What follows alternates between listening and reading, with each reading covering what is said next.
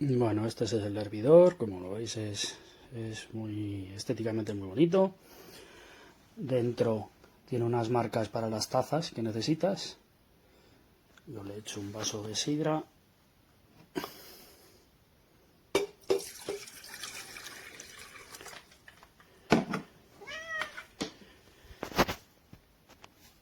Cierro, pongo a calentar con la plaquita.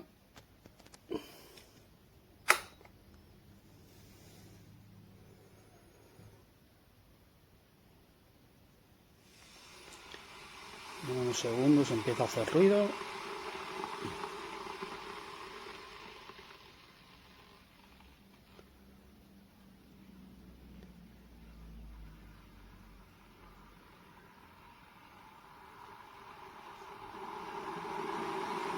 Y enseguida se oye que está hirviendo.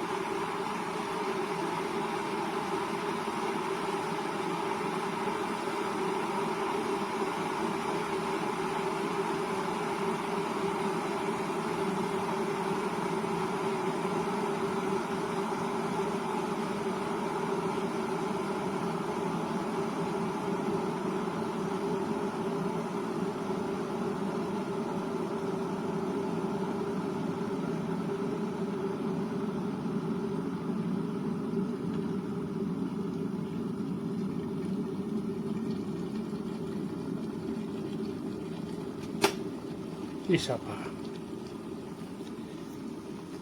Y ya te puedes echar tranquilamente.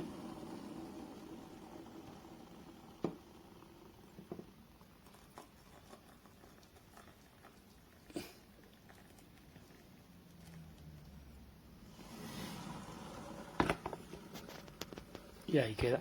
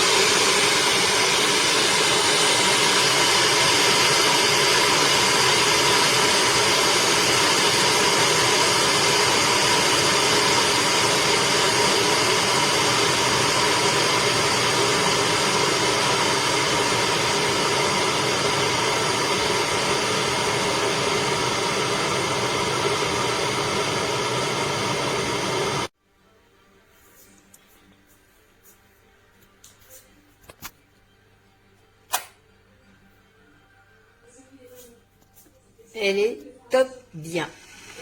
Grande capacité, le volume idéal, la couleur impeccable, aucune fuite, rapidité de chauffe, le bruit tout à fait normal, elle est fonctionnelle. Vraiment, je suis contente de mon achat.